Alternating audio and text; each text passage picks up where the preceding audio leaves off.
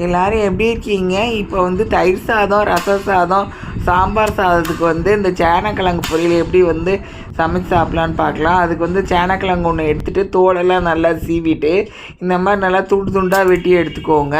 இது வந்து நேரம் ஆச்சு. சமையல் தமிழ். இது சப்ஸ்கிரைப் பண்ணுங்கள், லைக் கொடுங்க, நன்றி. இந்த கடாயில் வந்து எண்ணெய் வந்து ஒரு குழிக்கரணி எடுத்துக்கோங்க. அதுக்கப்புறம் இந்த சேனக்கிழங்கு கழுவி வச்சதை வந்து எடுத்து அதில் போட்டுட்டு அதில் ஒரு ஸ்பூன் உப்பு போட்டுக்கோங்க, ஒரு ஸ்பூன் குழம்பு மிளகாத்தூள் போட்டுக்கோங்க. குழம்பு மிளகாத்தூள் எப்படி செய்யலான்னு ஏற்கனவே வீடியோவில் போட்டிருக்கேன், அதை பார்த்து செய்யுங்க.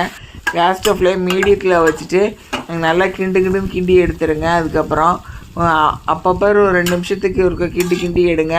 அப்படின்னா தான் வந்து அது சட்டியோடு சேர்ந்து ஒட்டாமல் இருக்கும். நல்லா கிண்டி எடுத்துகிட்டு அதுக்கப்புறம் வந்து அதை வந்து ஒரு சின்ன துண்டு வந்து ஒரு 5 நிமிஷம் கழித்து எடுத்துகிட்டு அதுக்கு வந்து ஒரு தனியாக ஒரு தட்டில் வச்சு அந்த கையால் வந்து அதை அமுக்குங்க. அமுக்குனிங்கன்னா அது நல்லா அமுங்குச்சுன்னா வெந்துருச்சுன்னு அர்த்தம்.